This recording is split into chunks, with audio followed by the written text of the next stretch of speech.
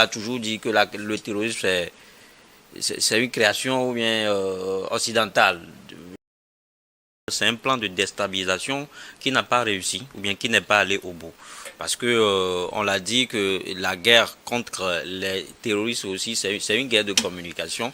Et c'est pour ça, dans certains pays, vous allez comprendre que les autorités ont opté pour l'omerta. Les autorités ne communiquent pas sur les attaques terroristes. Dans d'autres pays, les gens communiquent. Ils communiquent quand les forces armées, en fait, engrantent des victoires. C'est le cas du Mali.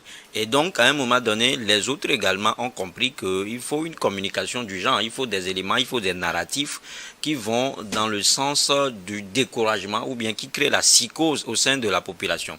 C'est pour cela, selon moi, à mon avis, qu'à un moment donné, ils se sont juste basés sur ce problème, bien sûr, cette pénurie de carburant pour créer ou bien pour envisager, pour parier sur le chaos malien. Pour juste nous dire que au Mali, il y a le chaos qui se profile à l'horizon pour dire que au Mali, c'est l'apocalypse en fait qui ne dit pas son nom, qui pointe son nez.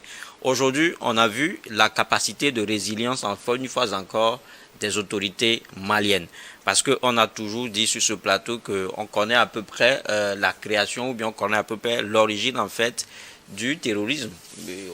On l'a toujours dit que le terrorisme c'est une création ou bien occidentale. Je ne veux pas juste m'aventurer sur ce terrain. Mais aujourd'hui, on a l'impression qu'on voit des puissances étrangères. Ce que je dis ne se limite pas seulement aux États-Unis. Parce qu'on voit à peu près la réaction de pas mal de pays occidentaux dans cette crise-là. C'est des gens en réalité qui mettent le feu à la maison et interviennent en pompiers pyromanes. C'est de ça qu'il est question aujourd'hui. C'est cette histoire, ou bien cette affaire relative en fait aux pénuries de clients n'a été juste qu'un alibi pour faire croire aux gens que la situation n'est pas aussi reluisante que ça au Mali. Parce qu'à un moment donné, on a juste noté les efforts incommensurables qu'abattent en fait les forces armées maliennes sur le terrain.